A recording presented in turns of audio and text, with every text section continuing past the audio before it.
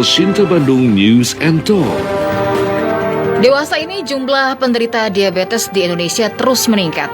Indonesia termasuk dalam 5 besar dengan jumlah kasus diabetes tertinggi di dunia. Nah, pendengar, tanggal 14 November diperingati sebagai Hari Diabetes Dunia atau World Diabetes Day. Berkenaan dengan hal itu, pagi ini kami akan ngobrol santai tapi serius ya.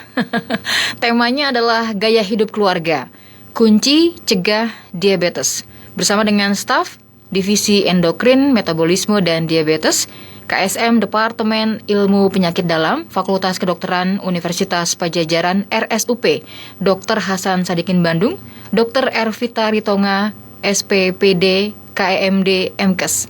Kita sapa dulu ya. Assalamualaikum, selamat pagi dokter. Waalaikumsalam, selamat pagi Mbak Heni. Agak didekatkan ya. Oke. Nah. Terima kasih. Selamat pagi pendengar. Oke, dokter, selain live di radio 89,3 FM, kita juga live di akun Instagram El Sinta Bandung 89.3 FM. Anda yang lagi stay tune di Instagram, kita bisa lihat ke kamera, dokter, ke arah sana. Nah, ini halo semua. Dokter Ervita tuh ini. Sehat, dok? Alhamdulillah sehat. Kok nanyanya sehat ya ke dokter ya? Nggak apa-apa gitu? Ya nggak apa-apa. Dokter juga manusia, perlu harus sehat. Oh gitu ya? Iya. Nggak pernah sakit emang dok kalau jadi dokter? Wah, sama aja Mbak Heni. Sama aja semua kita. Pasti pernah sakit, pasti pernah nggak enak badan. Pernah ya? Pernah. Sebelum ke diabetes sedikit aja saya mau tanya, emang kalau dokter itu makan gorengan juga ya? Makan. Makan, coba sebutin apa lagi? Bala-bala pakai lontong, makan. Aduh, jadi pengen beli saya. Jadi ini ya, nggak terlalu bersih banget, higienis banget gitu jadi dokter gitu. Yang penting tahu batasnya kan. Nah, ini yang harus kita bahas bersama. Terima kasih sudah hadir di studio El Sinta Bandung, studio Mbak mini Heni. kita yang sederhana ini. Bahasan kita soal gaya hidup keluarga. Ya. Kunci cegah diabetes. Oke. Apa sih diabetes itu, dokter? Jadi pendengar dan Mbak Heni, diabetes ini merupakan suatu kondisi. Ada gangguan metabolisme gula di dalam tubuh yang disebabkan karena ketidakseimbangan hormon. Jadi di dalam tubuh kita itu ada yang namanya hormon insulin. Ini pendengar mungkin pernah dengar insulin. Aduh, kalau pakai insulin berarti saya udah parah banget sakitnya gitu ya. Padahal sebetulnya badan kita itu dia menghasilkan insulin. Nah, insulin ini dihasilkan 24 jam dan meningkat sesaat setelah kita makan. Gunanya apa sih insulin itu? Jadi insulin ini kerjanya untuk menyeimbangkan peningkatan kadar glukosa atau gula darah yang meningkat sesaat setelah kita makan supaya dikembalikan atau berada di dalam rentang normal. Karena harus dijaga di dalam rentang sekian. Ya, supaya kalau dia terlalu rendah, terlalu tinggi kan nggak bagus tuh ya buat badan. Jadi harus dalam rentang tertentu. Nah, itu adalah fungsi hormon namanya insulin. Dia jaga supaya kadarnya tetap di situ di rentang itu. Nah, insulin ini dihasilkan oleh namanya pankreas. Pankreas ini semua orang punya. Dia tempatnya ada di dekat duodenum, ya, usus 12 jari. Dan kalau hormon insulin ini terganggu itu baik produksinya berkurang atau produksinya sih ada malah berlebihan tapi nggak bisa dipakai sama badan. Akhirnya yang terjadi adalah kadar gula menjadi meningkat, ya. Sehingga itulah terjadi namanya kondisi diabetes. Sebetulnya sebelum diabetes tuh Mbak Heni ada yang namanya kondisi pre-diabetes dulu. Jadi udah nggak normal tapi belum masuk kategori diabetes. Nah, cuman sayangnya tuh banyak orang yang nggak nyadar itu saya pre-diabetes, tahu-tahu udah diabetes, udah banyak gejala gitu. Jadi yang nggak sadar di pre-diabetes itu banyak sekali, iya. Bahkan yang diabetes itu seringkali tidak bergejala.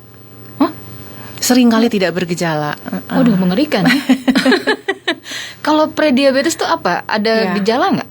Atau gimana ya cara deteksi dininya ya? Ya, jadi kalau pre-diabetes sama diabetes kita membedakan itu dari kadar glukosa darahnya. Oh.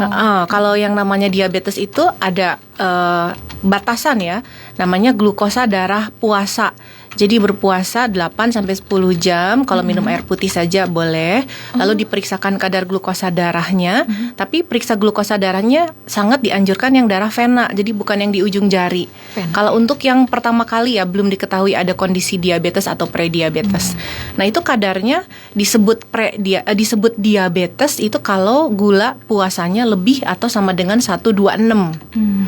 Nah, Kalau yang glukosa darah sewaktu, jadi sewaktu itu bisa habis makan gitu ya, berapa jam pun setelah makan itu lebih atau sama dengan 200. Itu juga sama dengan darah vena. Nah, kalau prediabetes itu belum segitu, tapi sudah di atas normal. Kan normalnya glukosa darah puasa itu di bawah 100. Di bawah 100. Di bawah 100 normal normalnya. ya.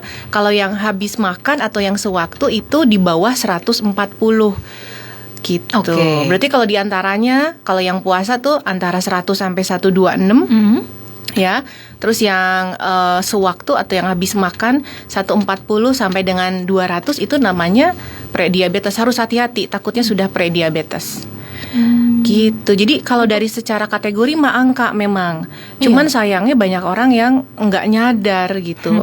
Ternyata gula saya sudah tinggi dan memang prediabetes itu banyak yang terdeteksinya pas MCU, Mbak Eni. MCU apa lagi tuh, Dok?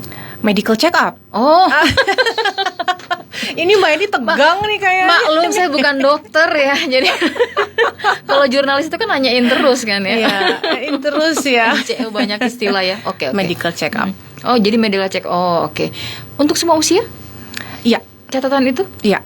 Adakah di bawah 5 tahun atau di atas di bawah 10 tahun yang mengalami prediabetes? Pada umumnya tidak ya, cuman kalau untuk yang bayi ya kita harus lihat lagi karena kan ada usia-usia di mana misalkan nih bayi baru lahir gitu ya, dia kadang-kadang ada peningkatan kadar glukosa darah sesaat. Dilihat lagi apakah pada saat hamil ibunya menggunakan obat-obatan, contohnya insulin, sehingga pada saat baru lahir kadar glukosa darahnya terganggu. Jadi kalau untuk kasus bayi itu kita harus lihat lagi gitu, sangat individual, nggak mesti diabetes, harus diulang lagi. Tapi pada umumnya definisi itu bersifat global atau menyeluruh. Oke. Orang bisa kena prediabetes karena? Nah ini menarik nih, kalau prediabetes sama diabetes kita nggak bisa pisahin sebetulnya Mbak Heni. Jadi faktor risikonya emang bareng ya, sama dua-duanya gitu. Kalau bicara tentang prediabetes juga diabetes, itu sebenarnya penyakit kronis lain juga ya, kayak tekanan darah tinggi, jantung gitu ya, stroke. Itu ada 2 faktor risiko. Kita bilangnya faktor risiko yang nggak bisa diubah atau ya udahlah nasib lah gitu ya. Sama faktor risiko yang bisa diubah. Iya, oke. Yang nggak bisa diubah, ya. Gitu ya. Jadi gimana? Apa yang menjadi penyebabnya? Makanan? Genetik? Oke, kita bahas satu-satu nih. Faktor risiko yang tidak bisa diubah, itu yang pertama genetik.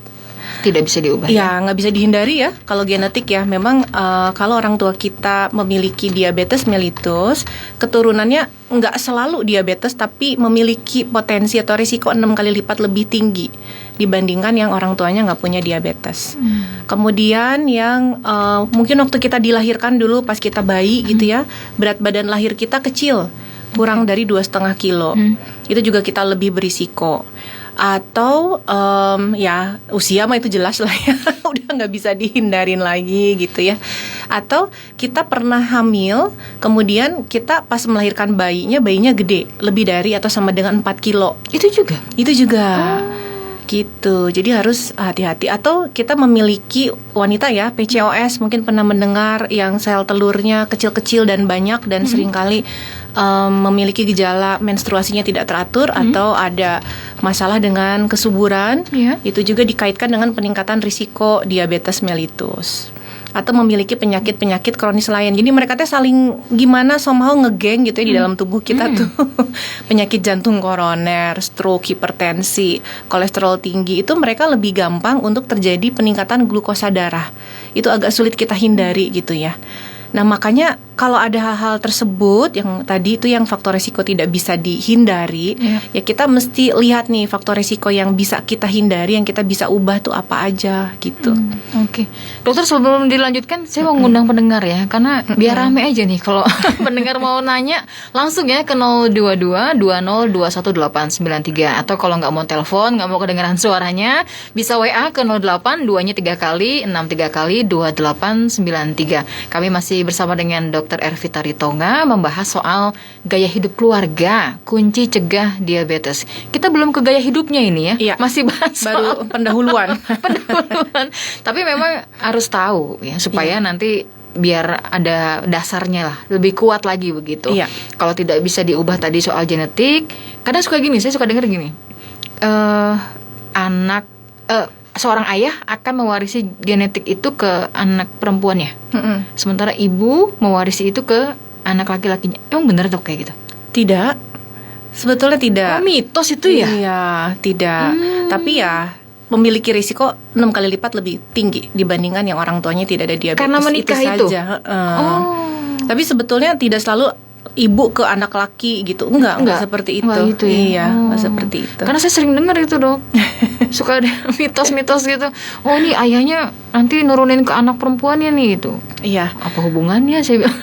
Dan nanti juga kan kita akan ngelihat dari faktor resiko yang tidak bisa diubah, yang bisa diubah. Yang bisa tadi, diubah. maaf. Nah, itu apa saja yang bisa diubah? Nah, itu terkait dengan gaya hidup sehat. Kita masuk nih. Gaya hidup sehat. Makanya ada topik gaya hidup nih. Oke.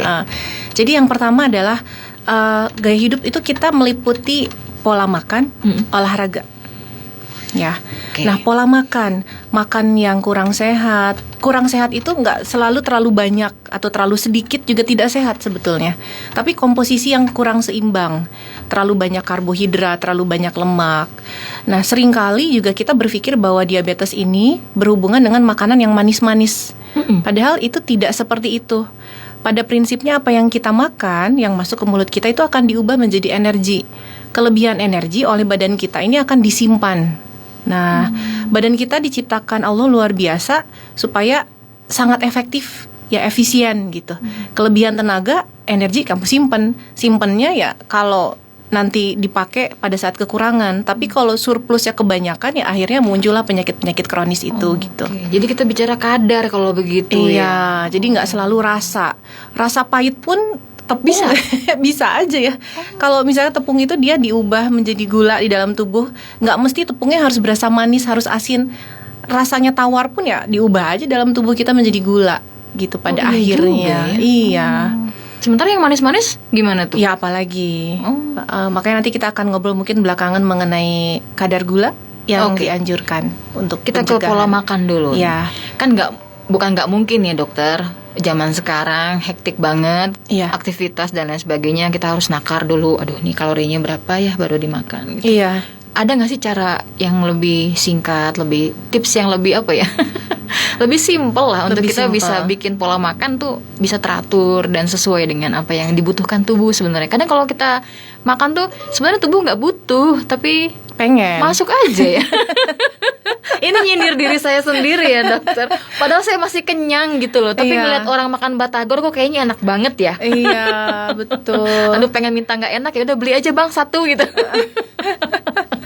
Ada nggak tipsnya nih bikin menu simple? Ya, yang penting adalah satu kita tahu kita butuhnya segimana.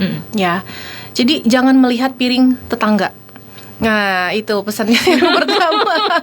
Kebutuhan saya sama Mbak Heni pasti berbeda. Karena aktivitas kita berbeda, metabolisme tubuh kita juga berbeda. Tapi pada prinsipnya kita menghindari makanan olahan itu satu. Jadi kalau kita lihat makanan itu senatural mungkin atau semirip mungkin dengan bentuk asli. Jadi kalau nasi, kita makan nasi mirip gak sih sama beras? Sebetulnya mirip ya. Yang gak mirip itu contohnya apa ya? Mie gitu. Kan gak ada ya pohon mie gitu. Nggak ada ya. Mie itu olahan lah ya. Ya, yang kayak gitu contohnya gitu ya. Jadi hindari olahan sebisa mungkin. Kemudian sayur harus ada. Kemudian protein itu wajib ada juga. Tapi protein hindari yang berlemak tinggi. Misalkan kita mau makan daging sapi gitu ya, semur, ilangin bagian lemak-lemaknya. Kalau makan ayam sebisa mungkin kulitnya ya minimal kalau memang nggak bisa dihilangin sama sekali. Terus dari segi pengolahan juga sangat berpengaruh Mbak Eni. Misalkan sayurnya udah ditumis nih capcainya, ya ayamnya jangan digoreng gitu. Hal-hal sesimpel itu sebetulnya sangat bisa membantu kita untuk menghindari penyakit kronis, bukan hanya diabetes saja. Termasuk gitu. Kalau protein katanya bandeng itu bagus, tapi kalau udah digoreng katanya berubah. Ada zat yang tidak dibutuhkan tubuh di ikan tersebut. Benar nggak sih dok? Ya memang kalau penggunaan panas yang berlebihan, terutama dengan menggunakan minyak goreng, artinya zat-zat yang lebih bermanfaat itu akan hilang meskipun tidak semuanya.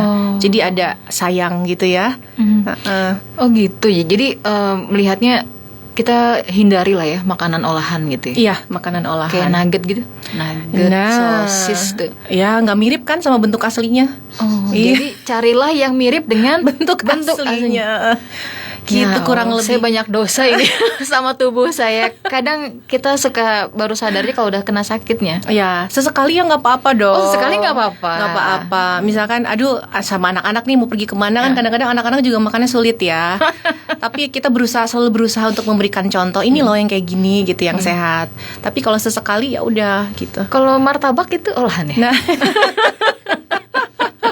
Bukan olahan lah gitu. diolah sama emang martabak. double olahan gitu ya. Wah, udah tepung, ada kacang. Wah, luar biasa ya. Iya.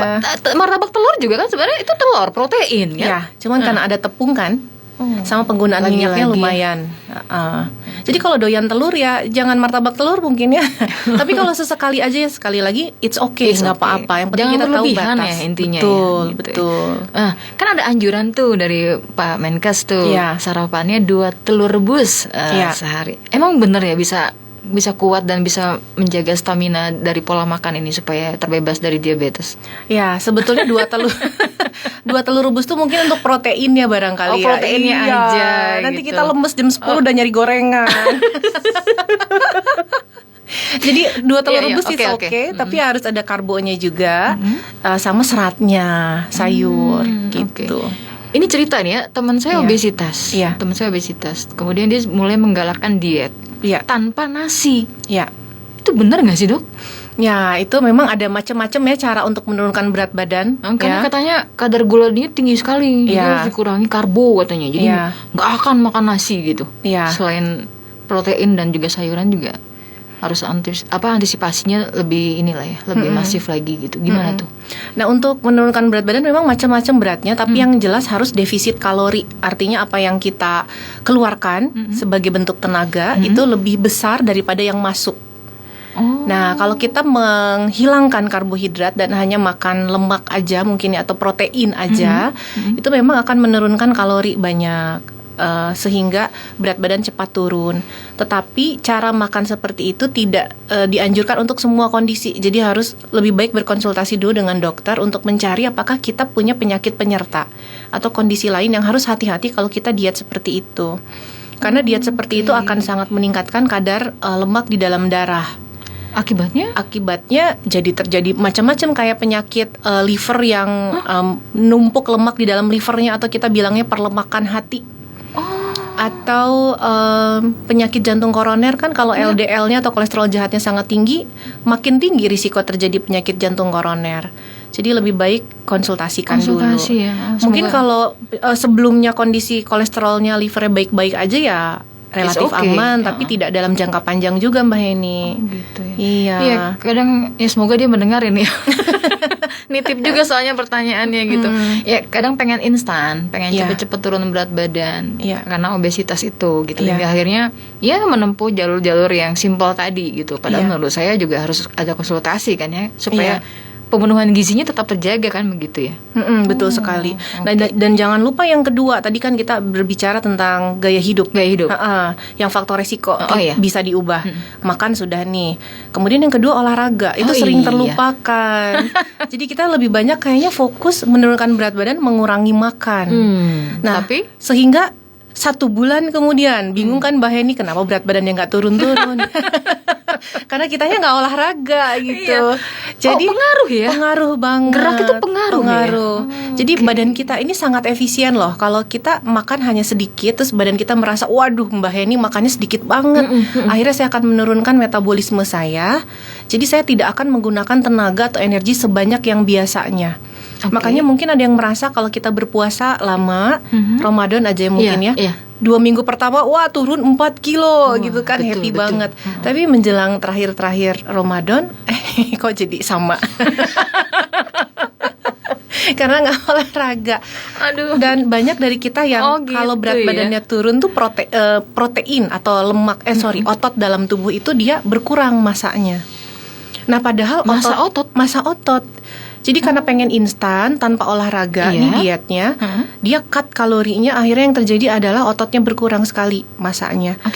Akibatnya, kalau masa otot berkurang? nah itu dia untuk penderita diabetes sangat tidak baik, karena otot ini adalah pengguna gula terbanyak. Jadi nggak heran gula darahnya tetap tinggi. Dok, saya tuh udah turun berat badannya, tapi kenapa gula tetap tinggi? Pas dilihat, masa ototnya mengecil juga gitu. Bahkan mengecil lebih banyak dibandingkan lemaknya. Jadi harus olahraga. Tetap harus olahraga. Iya. Apa ya olahraga yang yang dianjurkan? yang dianjurkan tuh? Jadi pada prinsipnya kita olahraga olahraga untuk kesehatan jantung dan sistem pembuluh darah ya, atau untuk aerobik lah istilahnya gitu ya. Olahraganya ini bisa berupa jalan atau berenang atau sepeda ya. Tapi jalannya jangan jalan santai, jalan cepat kayak dikejar-kejar sama mantan gitu loh. Atau Aduh. Curiga dokter stand up komedian ya. Tapi kalau jalan cepat. Tapi kalau nggak terbiasa ya jalan lambat juga nggak apa-apa. Mungkin diawali karena nggak biasa, diawali dengan jalan biasa saja dulu, baru kemudian nanti di lintasan mungkinnya lebih. Oh gitu ya, lebih konsentrasi. Berapa minggu sekali? Berapa minggu sekali? Berapa kali seminggu? Berapa kali seminggu? Ini kebanyakan gula darah. Atau belum sarapan. Gula darah rendah. Nanti kita siaran berikutnya ya. Gula darah rendah. Iya. Jadi yang dianjurkan itu olahraga aerobik 30 menit sekali olahraga. Dalam 1 minggu total 150 menit. Total. Tapi totalnya dibagi 30 menit sehari. Enggak sekali. Jangan CFD doang gitu ya 2 jam. Oh, jalan itu juga ternyata olahraga ya? Olahraga, tapi jalannya sangat dianjurkan jalan cepat, intensitas sedang kita bilang ya. Kemudian atau lari atau jogging ya, sepeda atau tapi kan nggak dianjurkan kalau lari untuk obesitas tuh. Iya betul, karena lutut mungkin ya. Makanya jalan cepat aja. Tapi seiring dengan dia berat badannya turun ya bisa. Jadi sangat individual olahraga juga. Kita nggak bisa nyamain. Saya olahraganya cocoknya lari, Mbak Heni mungkin belum tentu gitu karena masalah lutut dan lain-lain misalkan. Nah kemudian jangan lupa selain olahraga aerobik itu juga harus ada olahraga untuk ketahanan otot. Ini yang untuk udah diabetes atau yang belum diabetes? Nah itu dia, sebetulnya yang namanya pencegahan, yang namanya penyembuhan untuk diabetes, prediabetes itu sama. Pada prinsipnya untuk orang-orang sehat juga sama semuanya. Jadi yang tadi makanan kayak gitu, olahraga kayak gini, ini ya diabetes nggak diabetes harus dijalankan. Nah untuk latihan kekuatan otot juga dianjurkan kita 15 menit sampai 20 menit seminggu 2-3 kali. Jadi jangan cuman olahraga aerobik aja. Gitu. Bisa pakai barbel yang ringan-ringan aja, air mineral 600 cc misalkan diisi 2 gitu kan. Itu lumayan, dan 600 miligram ya, setengah kilo lebih, 600 gram, setengah kilo lebih. 20 menit aja ya? Iya, 15 sampai 20 menit. Atau kita plank gitu ya, atau sit up kalau yang bisa. Plank. Ada banyak jenisnya kan? Banyak jenis, iya.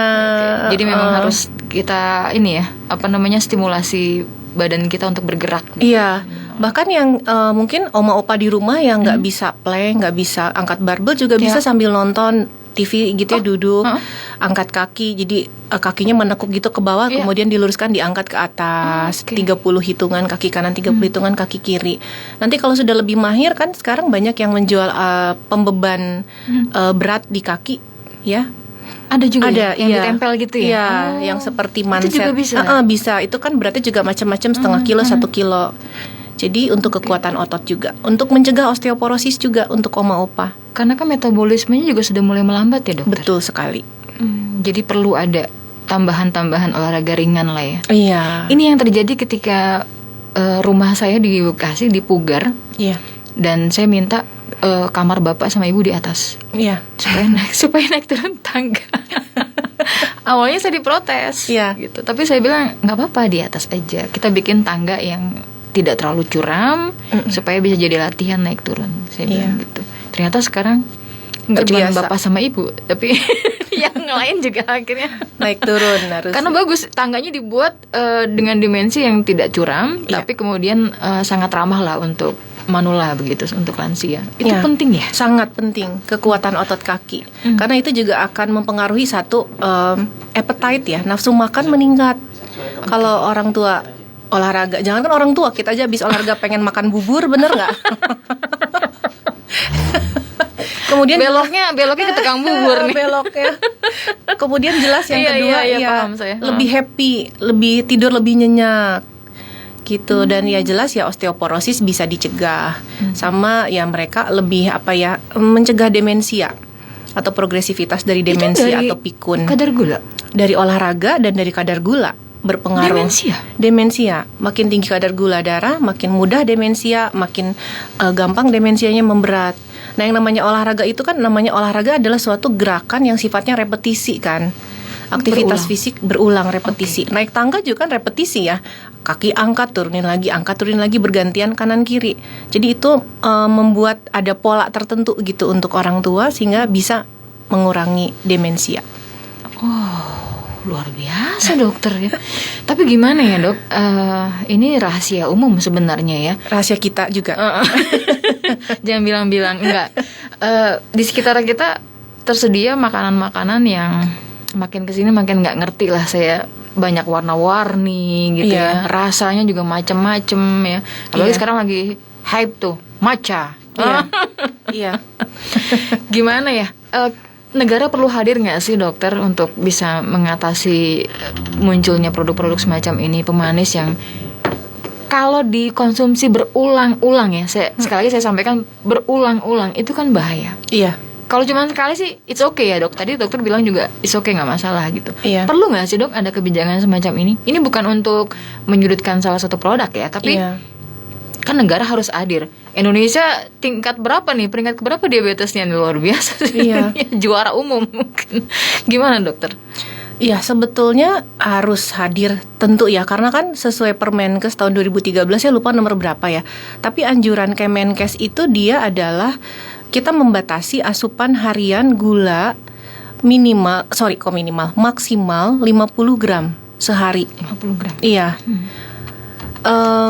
Itu 5 sendok makan atau 10 kurang lebih 10 sendok teh sehari sebetulnya. Sendok teh ya? Iya, sendok teh itu kan Kecil. banyak ya, itu maksimal. Oke. Itu sebetulnya banyak ya kalau kita yang tidak terbiasa gula ya. Tapi kalau Mbak Heni artikan itu dalam bentuk minuman manis, kemudian cake ya atau kue-kue, biskuit, itu jumlahnya bisa jauh lebih banyak dari anjuran pemerintah itu sebetulnya. Jadi ya memang kalau memang ada peraturan seperti itu ya harus konsisten dong sebenarnya ya. Jadi harus diawasi benar makanan-makanan olahan kayak gitu, kemasan ataupun yang jualan gitu ya, untuk dilihat benar nggak nih. Kalau misalkan satu penganan berarti kan harus ada batasan. Kalau total adalah sekian gram, berarti satu penganan dibatasi berapa gram. Harusnya sih seperti itu ya. Cuman ya kalau memang kita belum memiliki sistem seperti itu, mungkin kendali diri kita juga harus kita perkuat dulu gitu sekarang. Tapi kan ya faktor lingkungan tuh luar biasa dokter. Sangat. Saya merasakan sekali sulitnya menjaga makan ketika lingkungan saya juga tidak bisa berbuat apa-apa. Sangat. Maka itu kita muncul di sini kan ya Mbak Heni untuk memberi barangkali memberikan informasi bahwa penting nih untuk kita mencegah penyakit kronis terutama diabetes ini mulai dari keluarga gitu. Nah, itu sangat penting sekali. Berarti apa yang harus disiapkan seorang ibu rumah tangga di rumah supaya terhindar dari diabetes nih? Kan kadang suka berjejer tuh ya. Coklat ya, gula juga, margarin gitu ya. Iya. Kasih tahu dok. Sebenarnya PR saya juga sih ya, karena punya balita juga sih. Tapi ya kita insya Allah belajar bersama gitu ya Mbak Eni ya. Jadi yang pertama kita harus tahu dulu nih pilar untuk pencegahan dan penanganan diabetes. Yang pertama adalah satu edukasi. Edukasi ini yang kita lakukan hari ini. Para pendengar radio, Sinta sudah sangat memiliki waktu itu. Alhamdulillah. Ini namanya edukasi kan ya Mbak Heni ya. Kita mencari sumber informasi kemanapun yang kita bisa ambil positifnya. Kemudian kita laksanakan di rumah gitu. Yang kedua dari segi pilar makanan sehat. Nah dari segi makanan sehat, yang pertama kita harus lakukan adalah kita berikan contoh dulu pada keluarga kita, mulai dari diri sendiri dulu. Loh kan nggak boleh makanan olahan, ya udah jadi kita nonton TV nggak sambil ngemil gitu. Kita nonton aja sambil ngobrol, atau kalau mau ngemil makan buah-buahan, nggak ada masalah. Kan buah kan boleh, sangat boleh ya, bahkan untuk penderita diabetes pun sangat boleh. Hanya dibatasi, dia dibatasi dari segi waktunya yaitu 1-2 jam habis makan. Nah kalau kita ngumpul di rumah kan habis makan malam tuh pas tuh sambil ngemil misalkan makan buah, tapi nggak yang lain, yang makanan olahan. Contohnya itu yang simple. Semua buah pada prinsipnya boleh, akan tetapi memang harus hati-hati untuk buah musiman. Kayak sekarang lagi musim mangga. Karena biasanya kalau lagi musim itu manis banget kan. Iya. Ya, udah manis cuman berapa 5.000 kilo kali ya sekarang. Iya, jadi kita harus hati-hati kalau yang lagi musiman, bukan nggak boleh tapi batasi gitu. Oke. Nah kemudian yang kedua adalah siapkan makanan yang real food, bukan makanan olahan untuk sehari-hari di rumah. Sesekali boleh, misalkan saya pikir ada baiknya kita punya waktu rekreasi, misalkan seminggu sekali kita makan di luar gitu, atau Boleh ya. boleh gitu, atau kita mungkin nggak makan di luar tapi masak di rumah, apa ya anak-anak pengen apa gitu. Itu nggak apa-apa banget, tapi di hari lain kita kenalkan makanan Real sehat. food tadi. Iya, jadi mereka tetap happy untuk makan di rumah gitu. Oke. Ya dokter tahu sendiri, kita pengennya yang instan. Benar, cepet-cepet ya. Iya. Udah roti selai, udah tuh Iya. bawa. Ya. Itu sehat nggak? Nah sebetulnya ya roti itu kan masuknya olahan sebenarnya. Cuman kita bisa aja modifikasi sedikit. Misalkan roti pakai selai, tapi jangan lupa ya ada saladnya atau ada buahnya gitu. Oh boleh. Boleh. Kan memang nggak semua orang bisa sarapan dengan nasi ya. Iya sih. Atau nasinya kita ganti dengan kentang. Contohnya kentangnya dikukus atau Rebus aja. rebus gitu, atau dipanggang gitu. Oke. Bisa Meskipun seperti agak itu. lama sih sebenarnya prosesnya. Iya benar. Penyiapan makanannya, makanya memang effortnya terus terang lebih gede ya untuk Iya. makan makanan sehat. Tapi saya senang sih sekarang ada beberapa tukang jualan ya di pinggir jalan sekarang jualan kukusan tuh ya. Iya udah mulai banyak Sudah mulai ya. beredar ya. Sudah mulai beralih gitu ya. Semoga Iya. ini juga menjadi bagian dari trigger juga ya untuk bisa memulai hidup sehat Iya. melalui makanan sehat real Iya. food tadi. Ada lagi nggak pilarnya tadi? Edukasi sudah, makanan sehat. Kemudian makanan itu tadi jumlahnya ya harus cukup, nggak boleh kekurangan, nggak boleh kelebihan. Kemudian jenisnya tadi karbohidrat, lemak, protein, sayur harus ada lengkap.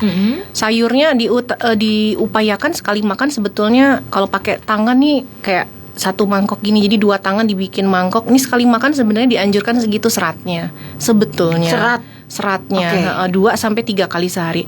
Kalau sarapan nggak bisa ya seenggaknya makan siang dan makan malam selalu ada gitu ya. Nah kemudian habis itu apalagi jadi lupa, olahraga. Nah olahraga ini mungkin Mbak ini juga merasa kalau kita olahraga tuh cepet bosen ya. Nah jadi gimana caranya di rumah supaya olahraga menjadi yang menyenangkan? Kita ajakin olahraga bareng. Kalau anak-anak susah dibanguninnya ya udah ibu bapaknya dulu kasih contoh ke mereka. Oh ibu bapak kemana ya bangun tidur, mereka nggak ada, nggak kelihatan. Oh mereka olahraga.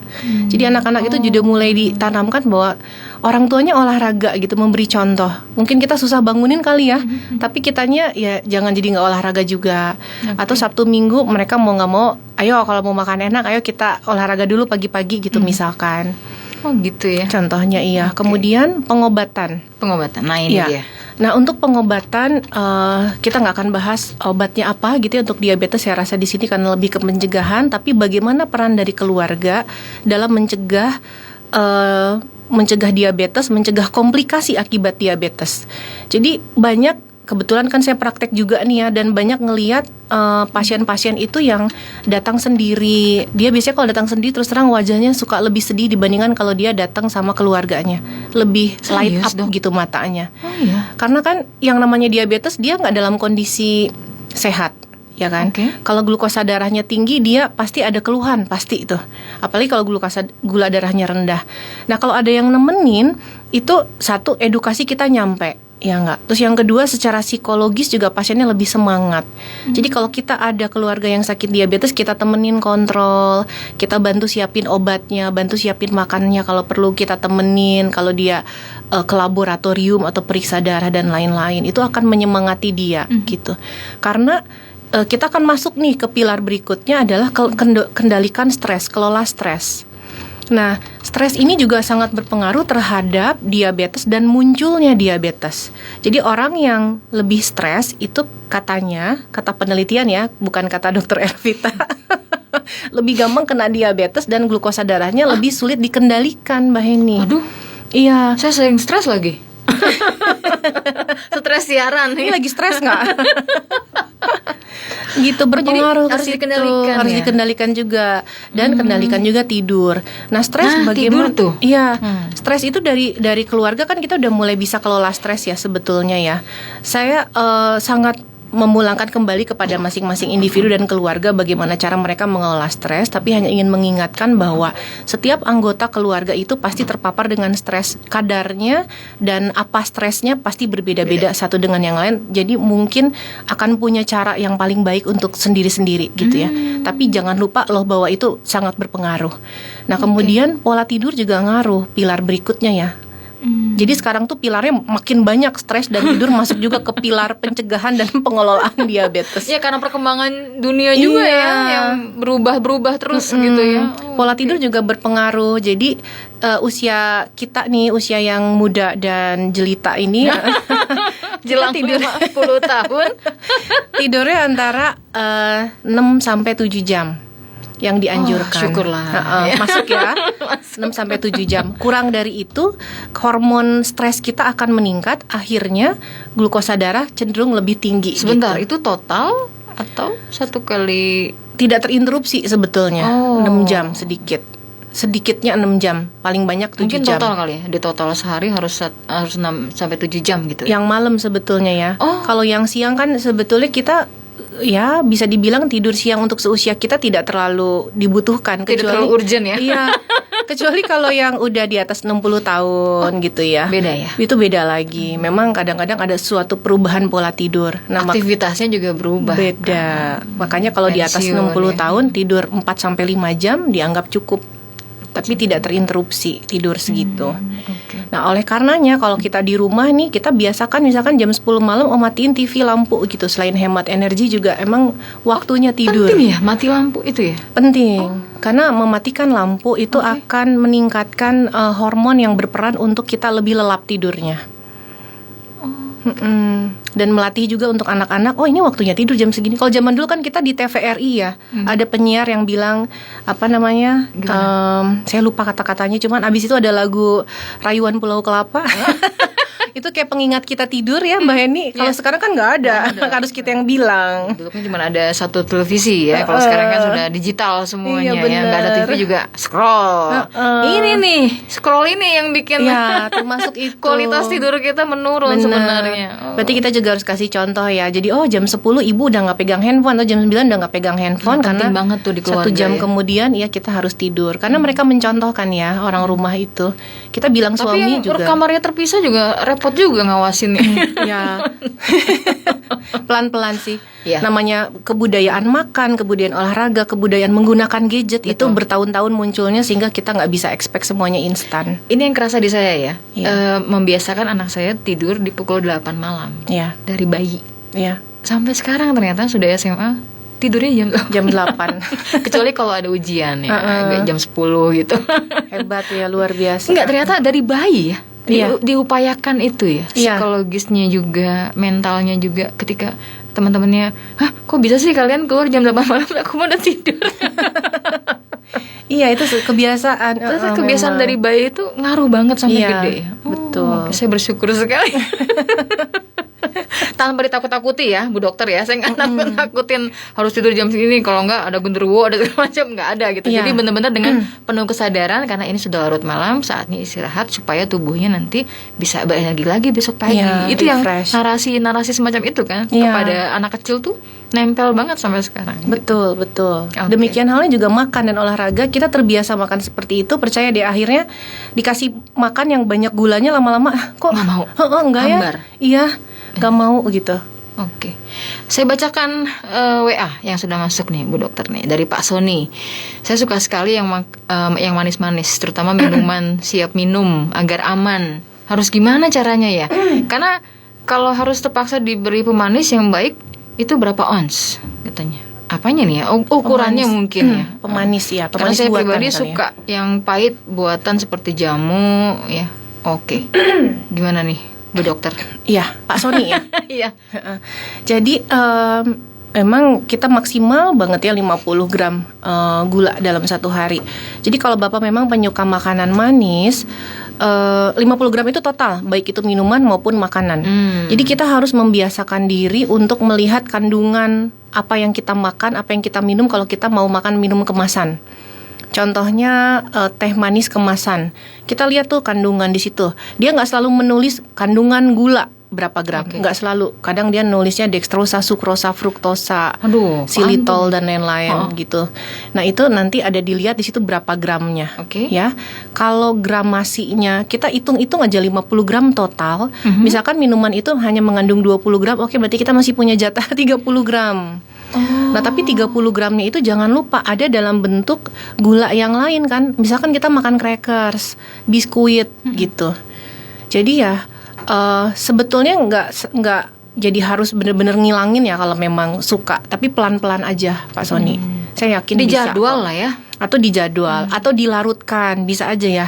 Misalkan minum teh kemasan yang manis, minumnya di gelas campur sama es atau air. Jadi kita lama-lama terbiasa dengan rasa yang tidak semanis itu. Itu juga cara-cara simple aja sih Untuk bisa mengurangi untuk bisa ketergantungan. mengurangi. Oh, I see. Dan yang pertama kalau kita pengen banget atau craving makan manis atau minum manis, yang pertama harus dilakukan usul saya minum air putih dingin dulu 1 gelas. Dingin. Karena itu seringkali merupakan sinyal dari badan kita sebetulnya sedang dehidrasi atau kurang cairan. Bukan suhu ruang, tapi dingin. Dingin. Tapi kalau nggak biasa suhu ruang juga it's okay. Yang penting air siap. putih 1 gelas, Oke. Mbak Heni. Nah, nanti kita lihat dulu respon tubuh kita setelah kita minum air 1 gelas itu. Tunggu aja 5 menit sampai 10 menit. Biasanya sih keinginan untuk minum yang manis dan dingin itu akan agak berkurang. Karena satu, perutnya juga udah terisi. Yang kedua, jangan-jangan itu sinyal tubuh kita karena kita dehidrasi. Sebenarnya nggak pengen-pengen banget manis gitu. Cuman karena kita udah terbiasa, kalau haus minum manis dan dingin enak nih gitu. Mindset juga sebenarnya ya. Oke deh. Dokter ditahan dulu, kita jeda dulu ya. Iya. Dan pendengar Anda masih boleh bertanya, bisa melalui kolom komentar Instagram atau bisa WA kami ke 08 2-nya 3 kali 63 kali 2893. Kami segera kembali. El Shinta Bandung News and Talk. News Update.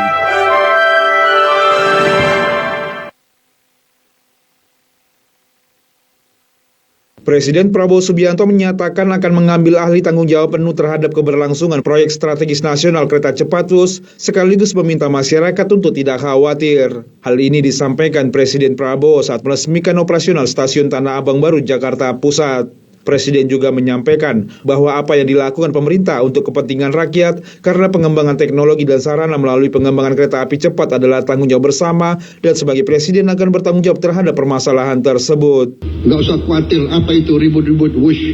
Saya sudah pelajari masalahnya. Tidak ada masalah. Saya tanggung jawab nanti wush itu semuanya. Indonesia bukan negara sembarangan. Kita hitung, nggak ada masalah itu. Ya. Jadi PT KAI nggak usah khawatir, semuanya nggak usah khawatir. Rakyat, kita layani rakyat kita berjuang untuk rakyat kita. Teknologi, semua sarana itu tanggung jawab bersama, dan itu di ujungnya tanggung jawab Presiden Republik Indonesia. Jadi saya sekarang tanggung jawab WUS. Lebih lanjut, Presiden Prabowo juga menegaskan bahwa Indonesia adalah negara besar yang mampu mengelola proyek-proyek vital seperti WUS, dan juga memberikan jaminan kepada PT Kereta Api Indonesia Persero agar tidak cemas karena pemerintah akan berada di garda terdepan dalam pengelolaan transportasi publik. El Shinta News Update. Dipersembahkan oleh Alisan, kemeja lokal brand dengan standar internasional. Dapatkan di modern dan tradisional market di seluruh Indonesia. Ingat kemeja, ingat Alisan.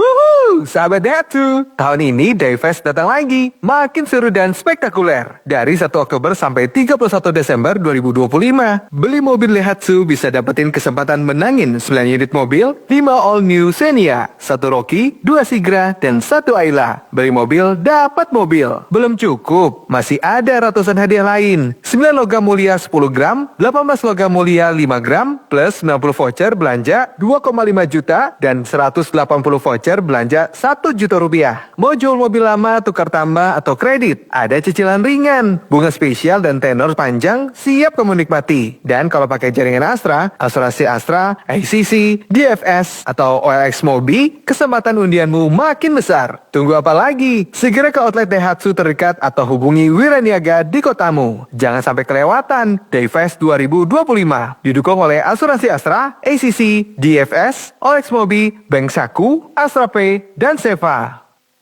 Hah? Gimana sih? Katanya PBB Jakarta gratis. Ini kok masih harus bayar? Eits, tunggu dulu. Buat kalian yang ingin dapat pembebasan PBB Jakarta, dengerin ya syaratnya. Rumah tapak dengan NJOP sampai dengan 2 miliar atau rumah susun dengan NJOP sampai dengan 650 juta. Dan hanya berlaku untuk satu objek pajak saja. Lalu, objek pajak atas nama orang pribadi, bukan badan usaha ya. Apalagi punya tetangga. Dan yang terakhir, pastikan NIK kalian sudah tervalidasi. Kalau belum, lakukan update NIK di website pajakonline.jakarta.go.id atau lakukan balik nama PBB jika nama pemilik yang tertera sudah meninggal atau berubah kepemilikan. Kalau kalian masih bingung, langsung aja cek informasi lengkapnya di akun Humas Pajak Jakarta. Iklan layanan ini dipersembahkan oleh Bapenda DKI Jakarta. Diskusi interaktif.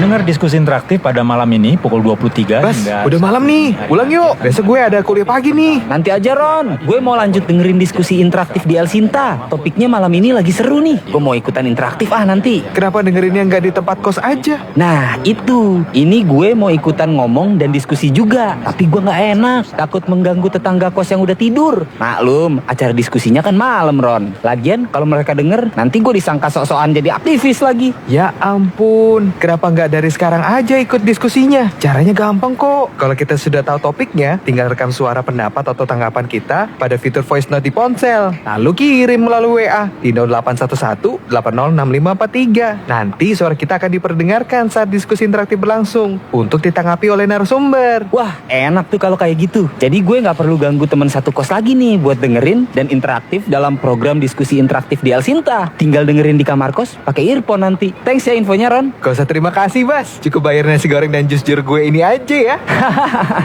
Bokis ente.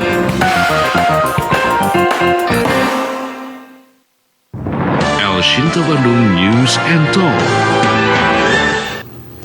Kembali bersama dengan Dr. Ervita Ritonga. Dr. Ervita ini ya, saya tadi dapat bocoran Bandung Batak. Makanya dari Tonga. Pejabat. Ya. Pejabat. Dokter, sudah di penghujung acara. Saya mau nanya nih, diabetes ini bisa sembuh nggak sih? Ya, sama dengan pertanyaan semua pasien yang datang ke poliendokrin Hasan Sadikin.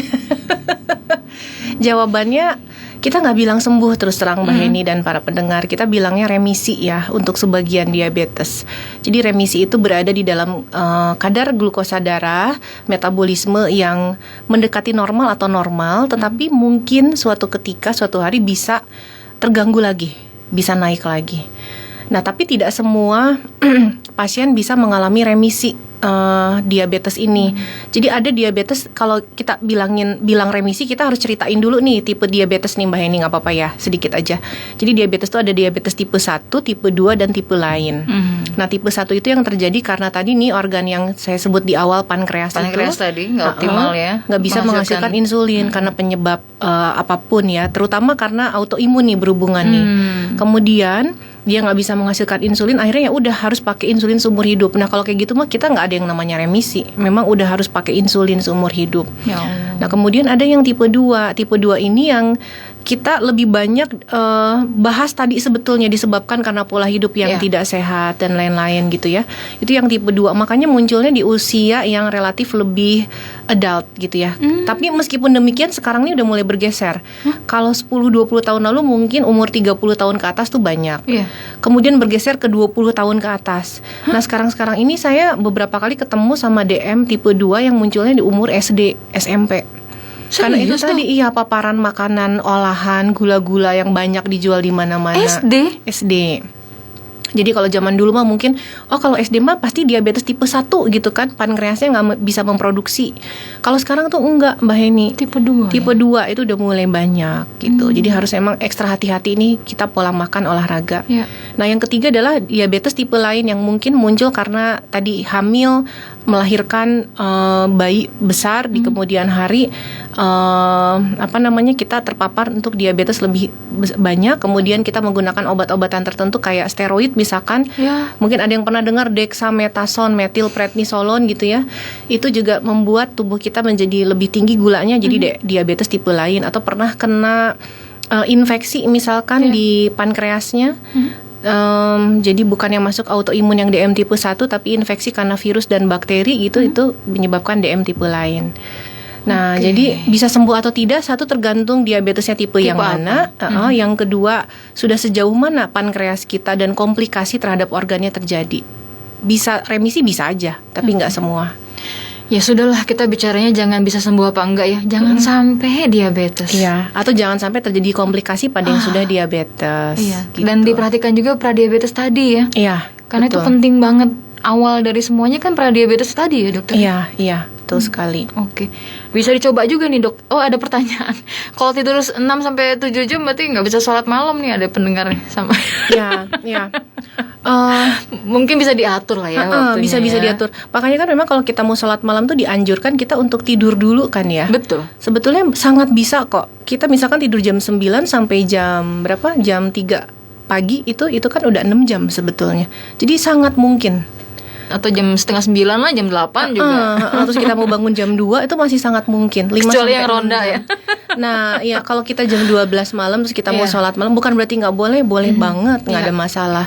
Tapi mungkin akan lebih sehat kalau kita punya pilihan lain, tidur lebih awal apabila kita mau sholat malam gitu. Oke. Dok, ini cerita teman-teman saya yang sekarang profesinya sebagai security. Iya. Sedih sih ya. Aduh, mereka harus ada di pola hidup yang tidak biasa. Iya. Ya kan? Mau dipaksa tidur pagi juga nggak bisa sebenarnya. Betul. Sudah pernah saya tanya, ya udah dipaksa aja, nggak bisa. Gimana nih dokter ya? Kayak gini nih. Ya, memang security ini ya. Dilema ya Mbak Heni ya. Bukan hanya security, tapi juga contoh yang kerja di kereta api. Ya kan? Yang mobilitasnya tinggi sekali. Pilot transportasi lah intinya ya, atau perusahaan-perusahaan lain, bahkan perawat juga ya. Kan nggak bisa normal tuh tidurnya. Kalau dokter mungkin masih bisa ya, kecuali yang jaga nih kayak dokter Faisal nih yang ada di belakang Mbak Heni. Nah, memang kalau yang seperti itu ya kita sulit terus terang ya untuk bilang jangan nggak tidur gitu. Gimana mau nggak tidur, orang kita lagi dinas kan. Tapi diusahakan pada saat hari berikutnya kita tidur senormal mungkin gitu. Mungkin juga kita paginya nggak akan bisa tidur, ya udah it's okay, tapi barangkali di hari abis dinasnya kita aktivitasnya ringan-ringan aja gitu. Dokter tahu nggak sih? Jadi durasi kerja security itu dokter ya, 1 hari kerja, 1 hari enggak, 1 hari kerja, 1 hari enggak. Ya, memberatkan ya memang. Itu sedih banget sih. Dan katanya teman saya sih bilang kebanyakan security loh yang kena gula. Ya, betul. Tinggi itu katanya. Iya, sama polisi khusus juga ya. Polisi, ya betul. Itu juga banyak yang diabetes atau penyakit kronis. Nah, ini makanya memang di tahun ini Mbak Heni dan para pendengar, tema diabetes sedunia ini kebetulan banget Mbak Heni cerita nih. Jadi adalah kesehatan kerja dan diabetes. Nah, kenapa menjadi perhatian di seluruh dunia, di WHO ya, di Badan Diabetes Internasional? Karena memang kita ngelihat banyak yang pola tidurnya tuh kacau akibat pekerjaannya atau di tempat kerjanya sangat tidak mendukung untuk orang-orang yang punya faktor risiko penyakit kronis termasuk diabetes ini atau yang sudah punya diabetes.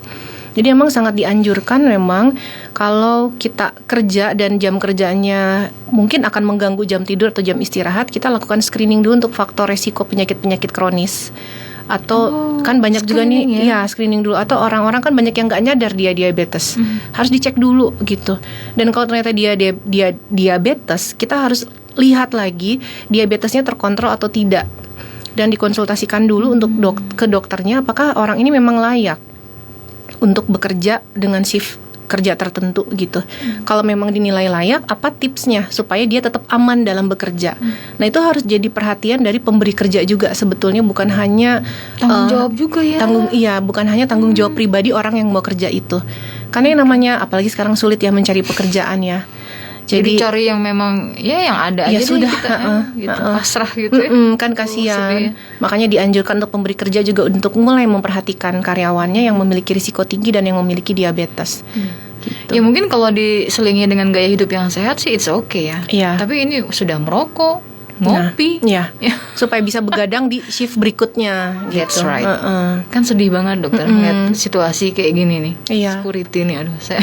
Iya, memang idealnya sih kalau di rumah sakit itu biasanya 2 hari malam, habis itu 2 hari pagi, 2 hari sore.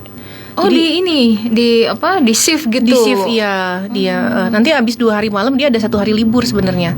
2 hari malam libur pagi sore. Abis itu malam libur pagi sore. Nah liburnya 1 hari. Gitu itu yang paling ideal ya. Perlu ada sebenarnya. kebijaksanaan lah ya. Iya. Hal ini ya. Cuman mungkin ya rekrutmennya akan jadi lebih banyak orang. Nah itu emang harus beda lagi ya pembahasannya tuh. Cuman kita ya udah harus memperhatikan lah kondisi karyawannya seperti itu. Terakhir dokter, apa suka dukanya menangani pasien diabetes ini? Aduh. Walaupun dukanya banyak tapi lebih banyak sukanya sih ya. Oh ya. Karena edukasi ya. Iya, kita banyak belajar dari pasien. Karena kalau kita ngelihat pasien yang sakit itu sebenarnya bukan kasus ya, tapi ada cerita di balik itu. Ada cerita kenapa dia menjadi sakit, kenapa dia menjadi datang ke rumah sakit dan dirawat gitu. Contohnya ya, ada pasien yang datang ke rumah sakit dengan kadar glukosa darah yang sangat rendah, nggak kedeteksi Mbak Heni. Dengan alat yang ditusuk di jari itu ya, low, dia bilang low, LO bukan jelo ya, low. Berarti itu udah rendah banget, itu udah di bawah 30 kan artinya, dan pasiennya nggak sadar koma. Terus dikasih gula, terus bangun lagi. Besokannya kita tanya, ibu kenapa kemarin teh, ibu inget nggak? Terus akhirnya keluarlah kisah gitu bahwa dia tuh tinggal sendiri di rumah, dia nyiapin makan sendiri, anak-anaknya udah pada besar, punya keluarga masing-masing, penglihatannya udah mulai nggak jelas. Jadi dia minum obat dan dia kadang lupa ya, saya udah minum obat apa belum? Daripada gula saya naik, saya minum 2 kali. Nah itu yang terjadi. Tidak ada pengingat di rumah. Tidak ada pengingat, ya. Makanya kita ngelihatnya ada kisah gimana ya caranya. Jadi kadang-kadang kita juga berpikir di luar gimana supaya aman. Kita bukan cuma mikirin obat, tapi makanya kita minta bantuan nih buat para pendengar, keluarga yang ada diabetes. Mungkin perlu didengarkan lebih banyak, perlu dilihat lebih sering gitu. Iya, minimal video call lah ya. Iya. Tanya ibunya. Apa kabar? Obat sudah gimana? Makan obat belum? Nggak susah kok ya. Iya. Video call tuh cuman ya semenit 2 menit lah ya, sehari itu. Dan kadang-kadang hal-hal simpel kayak kita kadang datang ke rumah orang tua terus ngelihat obatnya berantakan, nggak jelas ya. Dalam satu bungkus tuh ada berbagai macam obat, terus udah disobek-sobekin gitu ya. Terus ini yang mana obat pagi, yang mana ya? Kayak ditinggal heula gitu. Yang kayak gitu-gitu kita beliin kotak obat gitu pagi, siang, malam. Itu akan sangat membantu pasien diabetes karena terus terang kondisi gula terlalu tinggi, terlalu rendah juga banyak disebabkan karena ketidaktepatan minum obat. Nah itu pilar terakhir tuh yang untuk pengobatan. Bukan terakhir, pengais bungsu. Yang terakhirnya adalah pemeriksaan gula.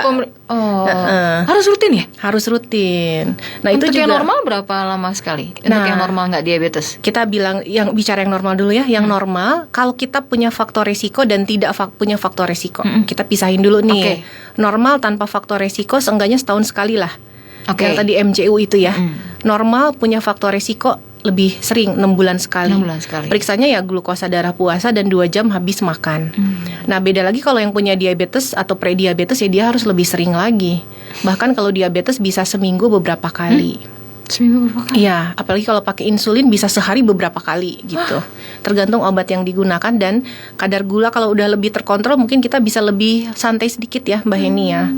Nah untuk yang punya keluarganya punya diabetes kita bisa bantu ingetin, Bu udah cek gula darah belum gitu. Jadi jangan hanya pasien yang bikin alarm, kita juga nih keluarganya. Walaupun kita nggak tinggal satu rumah, kita pasang alarm. Oh ibu harusnya hari ini periksa gula puasa. Kita juga pasang alarm terus langsung kita telepon.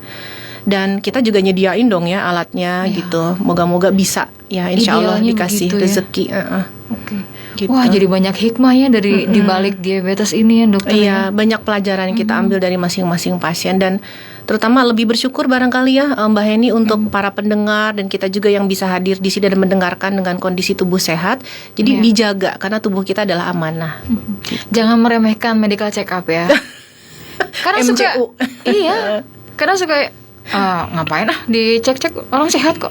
Tapi kan ada program pemerintah yang tiap ulang tahun itu loh. Ya alhamdulillahnya sekarang ada program itu. Maksudnya dari diri kita sendiri nih, meskipun ada program sebagus apapun, kalau kitanya males, orang saya sehat ngapain dites? Iya, benar. Kadang suka begitu. Benar. Saya maksudnya merasa sehat.